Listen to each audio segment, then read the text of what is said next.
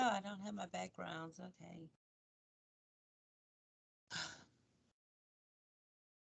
All right. Good morning, Chair Postman, Member Garrett, and staff and attendees. The lobby is open and recording has begun for today's meeting.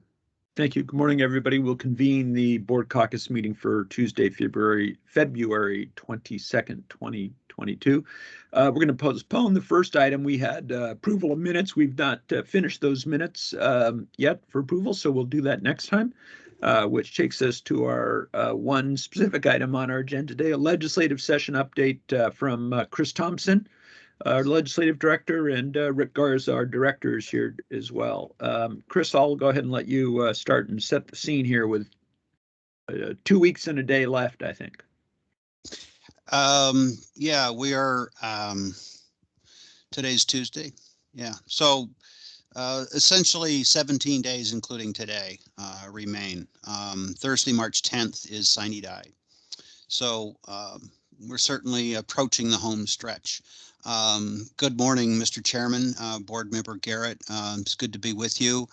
I'll give you an update on the measures that are still moving and alive. And if you have questions about others, we can talk about that. So I'll start with agency request. The joint request from LCB and the Department of Agriculture for authorization of a program for developing new cannabis testing lab quality standards is moving along. That bill passed the House 97-1. It passed the Senate Policy Committee 8-0. It's now in Ways and Means. We requested a hearing from the chair and got an affirmative response from her. So things look like they're well underway toward successful completion with that piece of legislation.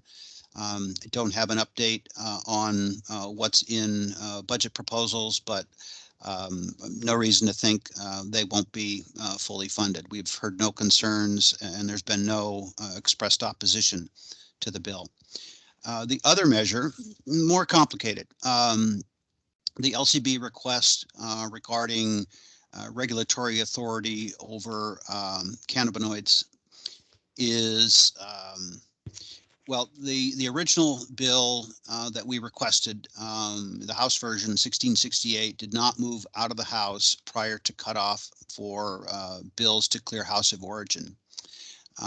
In the wake of that, there's still a great deal of interest in enacting this legislation or something similar to it. So Representative Kloba has introduced a brand new bill. It's House Bill 2122. It mirrors most of the provisions that were included in the bill, the second substitute that was approved by House Appropriations Committee on a strong 22-11 vote, with a few additions. The additions are an additional exemption that would place outside LCB regulatory authority unadulterated hemp flower products. Second, there's added a notification that the LCB would be required to provide to legislators, chairs and ranking members of the policy committees, when embarking on rulemaking efforts related to the bill.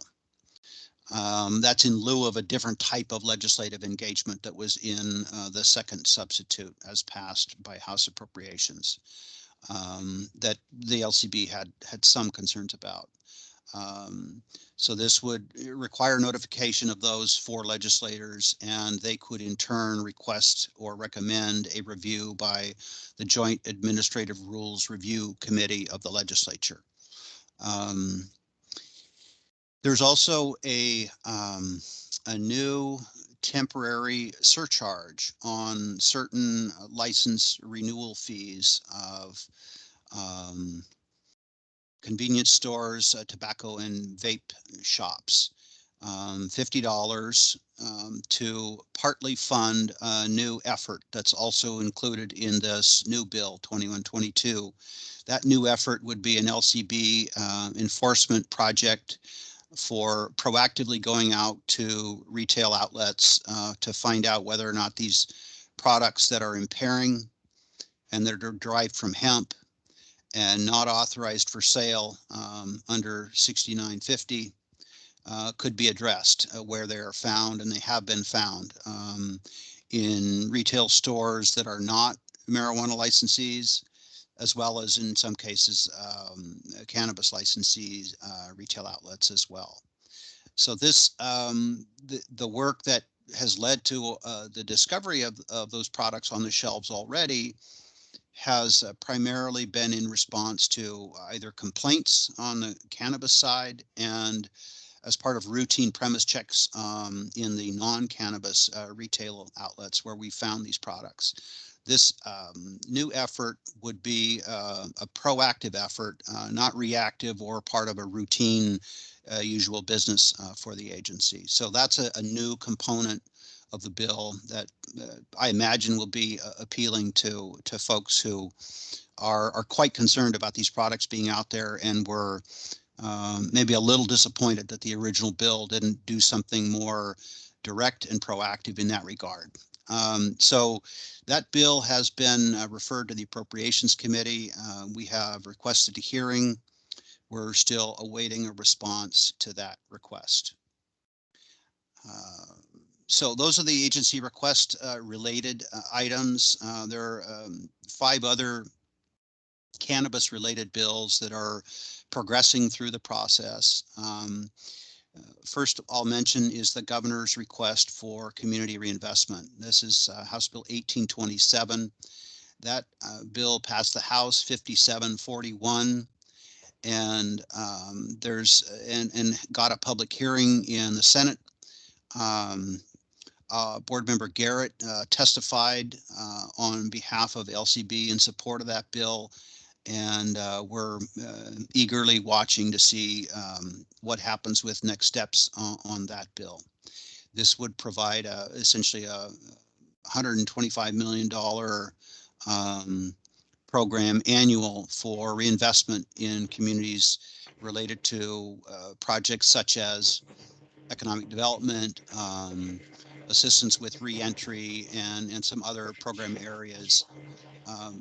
The current version of the bill directs the Department of Commerce to use existing programs and providers for the first phase, and then by 2024 to have developed a longer-term plan with additional elements like accountability measures and procedures for tracking outcomes that are achieved through the funding.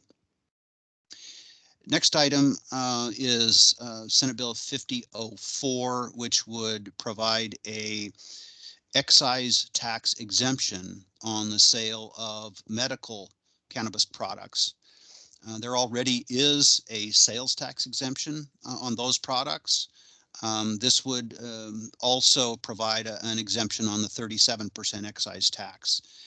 It's temporary and sort of, I guess, framed as a pilot project.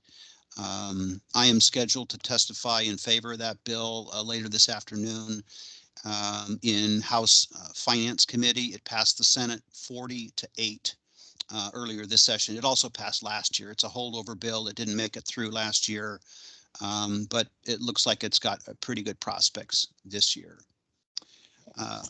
There's also a bill, House Bill 1210, that would change terminology in RCW from marijuana to cannabis. It includes, at our request, a directive to use expedited rulemaking to make the same change in Title 314 of the Washington Administrative Code. Those are our rules regarding this topic. This would enable us to, in one fell swoop, make that change across our WACs much more quickly, easily, and efficiently. It has passed the House 8313. It passed Senate Policy Committee yesterday, 7-1, and looks like it has a pretty good stock of momentum behind it. Another measure we are actively supporting, as we did with 1210, Senate Bill 5927 relates to security at cannabis retail stores. This would provide a sentencing enhancement for armed robbery that's premeditated and coordinated with multiple persons. It also requires that the stores report these robberies to our agency and for us to confer with the state patrol on what those data show or suggest, patterns and that sort of thing would be looked for in getting better data. And then finally, Senate Bill 5796 provides for restructuring of the statute that outlines how cannabis revenue appropriations in part are to be allocated. And this is a permanent statute, so it really amounts to a statement of legislative intent. It's not actual appropriations. The budget does that, but it's a guide and it provides information to the public about the state's intent for use of those funds. I won't go into the details. There are some small and some larger shifts in that. It's in part just to clarify that statute, but it's also to signal a desire for additional activity in certain areas, including youth prevention, the Healthy Youth Survey. Some of those things weren't previously in that statute. So that bill passed the Senate 41-7. There's a public hearing on it today in House Appropriations. And those are the cannabis measures. A couple of alcohol bills are moving. One is House Bill 1359. That's a liquor license fee reduction, temporary and for select liquor licensees. It's a 50% reduction starting in May and going through the end of 2023.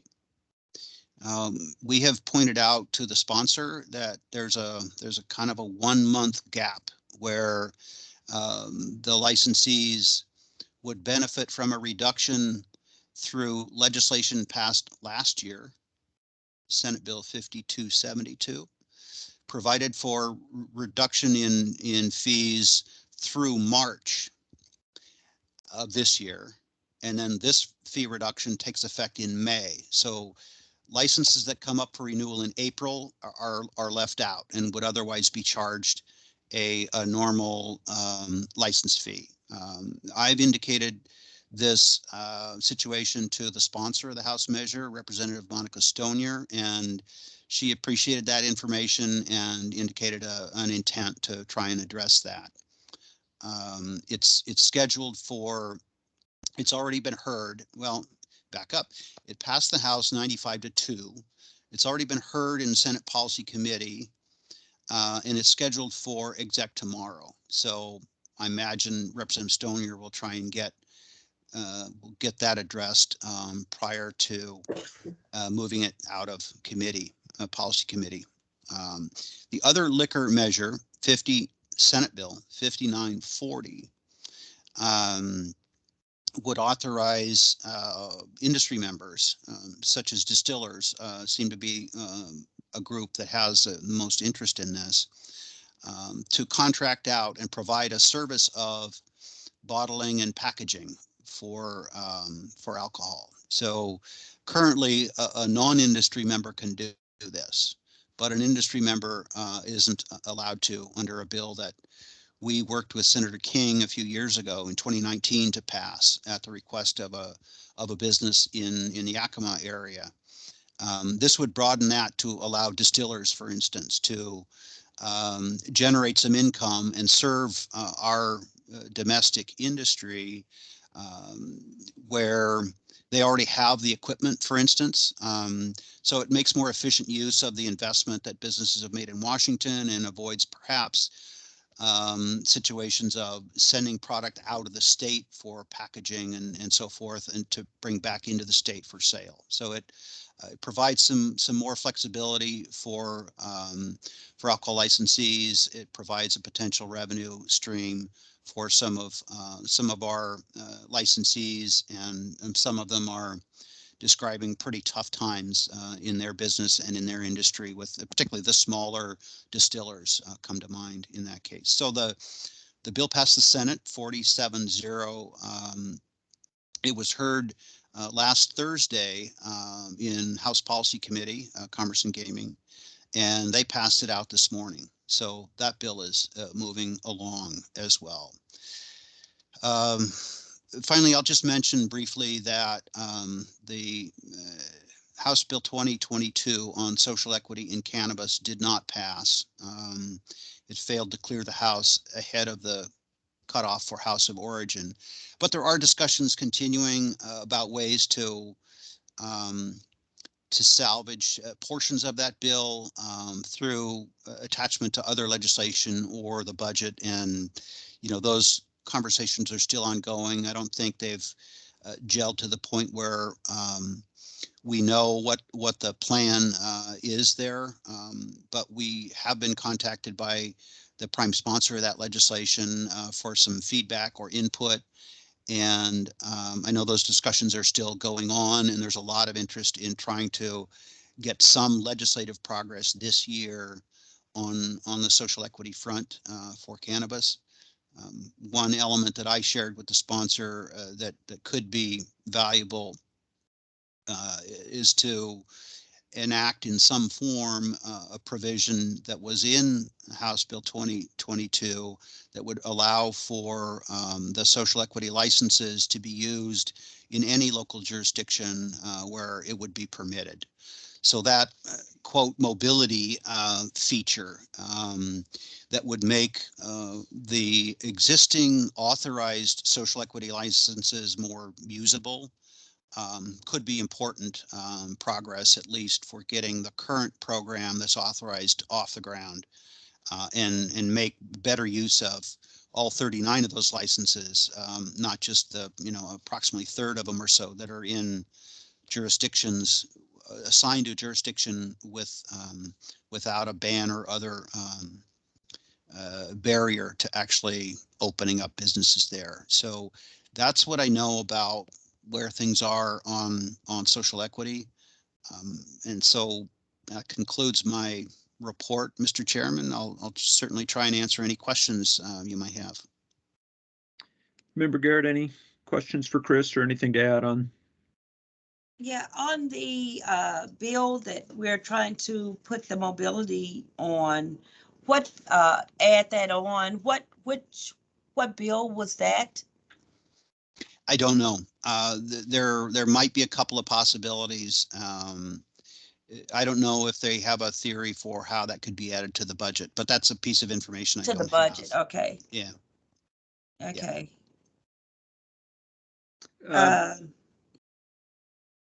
Go ahead. And was that the only thing that's trying to be added to that budget? Oh, I think there are discussions about adding more licenses, perhaps fewer than were authorized in 2022, but I don't know for sure. Again, I've been asked a few questions about this, and I reminded Representative Wicks that provision about where the existing licenses were assigned would be important. Right. And I haven't been told very much about, you know, kind of which bill might potentially be a vehicle for attaching an amendment to. There are some cannabis bills out there. Some of them might have a broad enough scope in title and object to accept that, or, you know, perhaps the budget is a vehicle that could accommodate some of these ideas. But I think there is discussion about more licenses.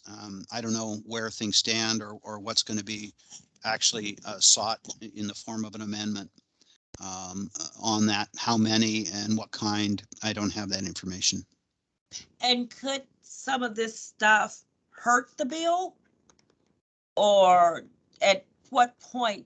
This is a little new territory for me. So do what we're asking, would it harm the bill, or is it past that stage? How does that work? Well, if, a piece of one bill that died is attempted to be added to another bill that's alive, yeah, that sometimes can threaten the prospects of that bill that's still alive, either bogging it down or generating more controversy and opposition. That's a general statement. I'm not talking specifically about social equity now. That's kind of a general rule of thumb in how things work this time of year when people go looking for paper hanging. That's slang for attaching an amendment to an unrelated bill or that was originally unrelated. There are some cannabis bills moving through. I haven't looked at myself what their titles are, what the scope of their subjects are, and whether it's likely something would work or not work as an amendment if it were challenged on the basis of scope and object. The budget is pretty forgiving as an instrument of, accommodating additions from bills that didn't pass. And I don't know, how focused these discussions are on the budget as a potential vehicle, but certainly yes, if for instance, someone were to say, well, let's attach this to the community reinvestment bill, that probably doesn't enhance the prospects of the community reinvestment bill. That's my guess. But that's a calculation that supporters of both bills have to make. Right. Will it work or will it backfire? Right. At this point, a new bill is probably not an option. So the number of options are limited, and each one of them carries risk, downside risk to either the social equity ideas or the other bill that we try and attach to, or both. Does that make sense? Yeah, thank you.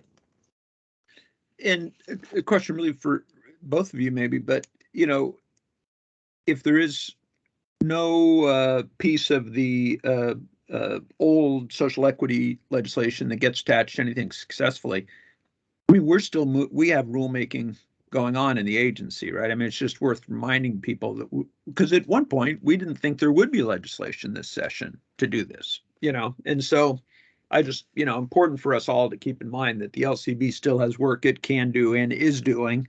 Licensing and policy and rulemaking have been hard at work on this for a long time with Member Garrett's, direction and input. So certainly it'd be nice to get some key pieces that we might need, but it doesn't leave us high and dry. Right. And the Department of Commerce has a role here in this program area as well. And obviously their role is primarily fiscal.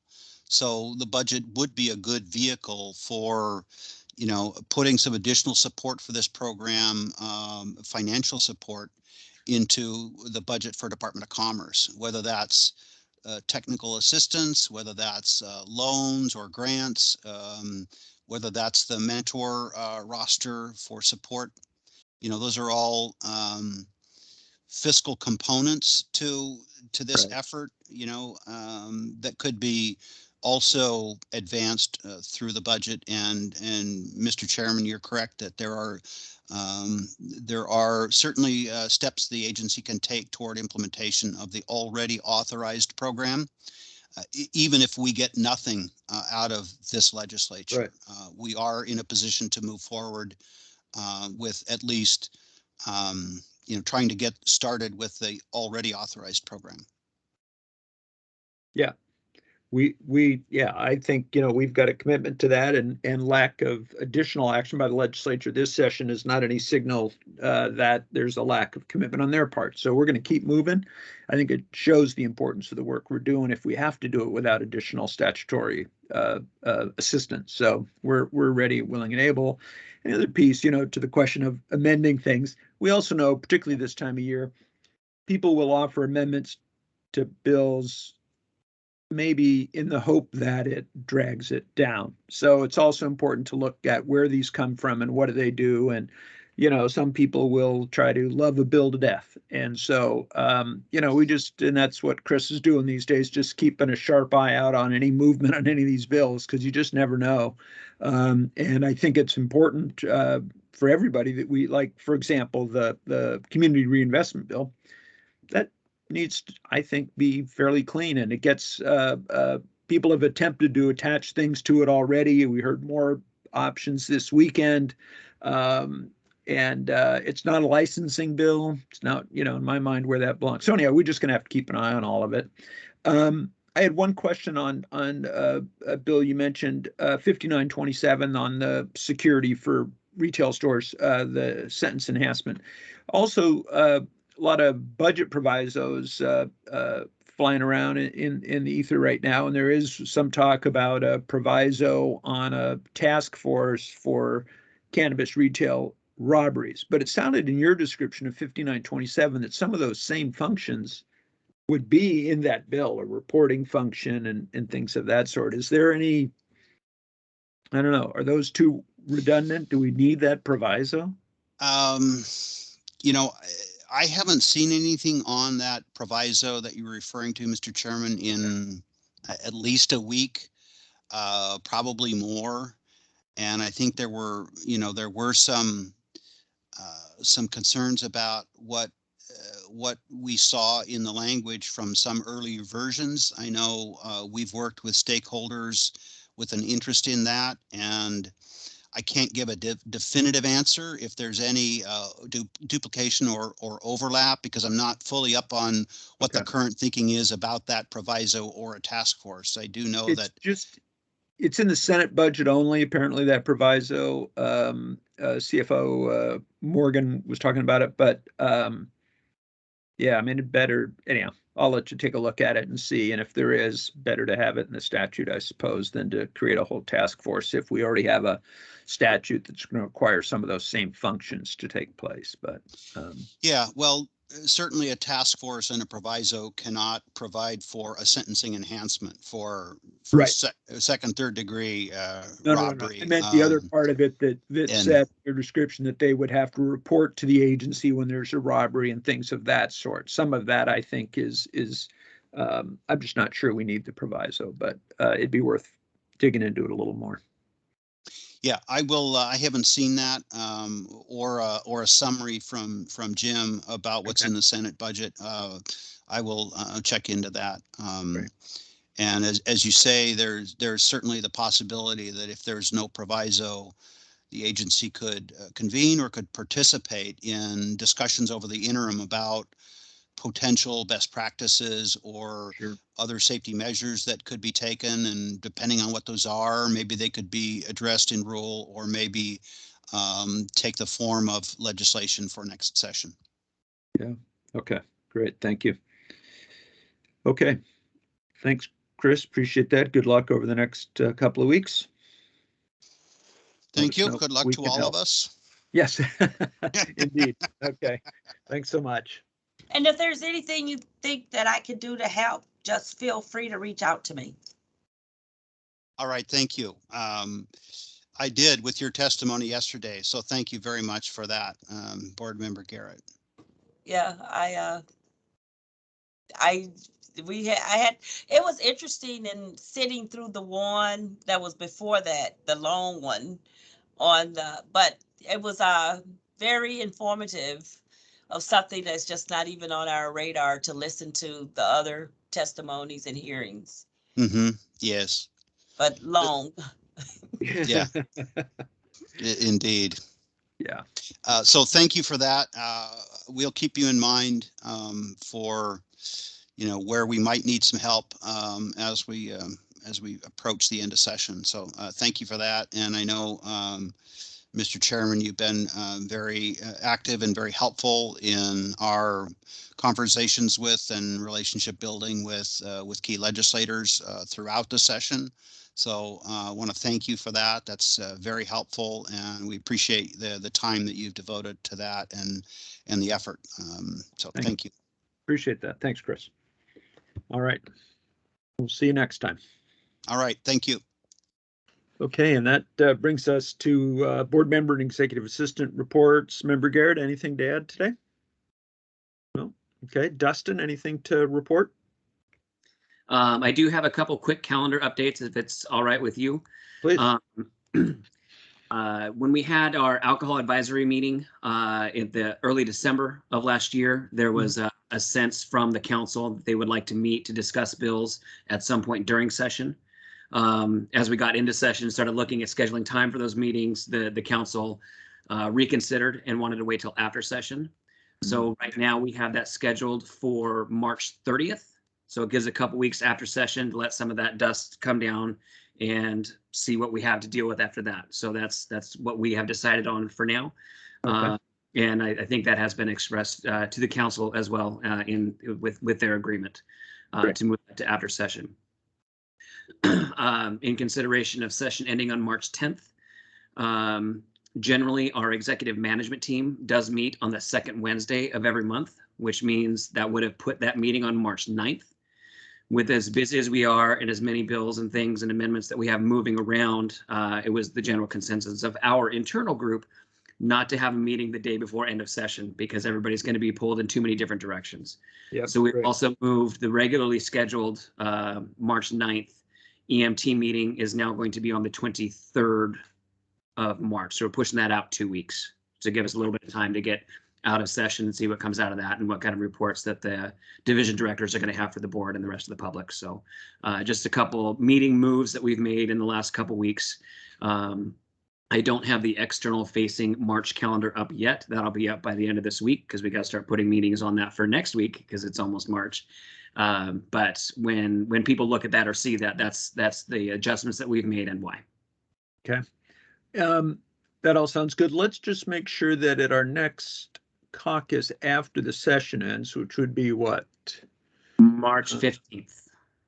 Yeah, that we have Chris come, if at all possible, to give us sort of post-session wrap-up and chance to talk about what passed and what didn't and what our next steps would be. Okay, yeah, sounds good. I'll make sure that gets onto his calendar as well. Okay, great. Happy to do that. Okay, good, thanks. Yeah, I'm sure you're looking forward to that day. So it's coming soon. All right, anything else, Dustin? No, that was it for me. Thank you, Chair. Okay. Great. Okay. Well, with that, we'll adjourn the board caucus for February 22nd, 2022. Thank you all. Have a great day. All right. Bye-bye.